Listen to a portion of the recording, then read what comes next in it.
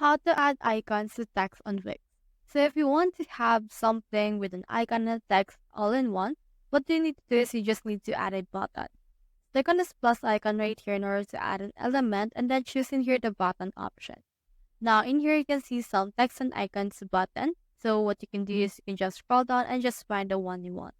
For example, for this one, let's choose in here the shop option and then just drag it wherever you want it added.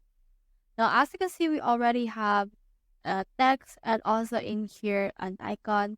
If you want to edit it out, you can click on the settings option and then you can change up the text that's been added right here. So for example, let's put in here buy now.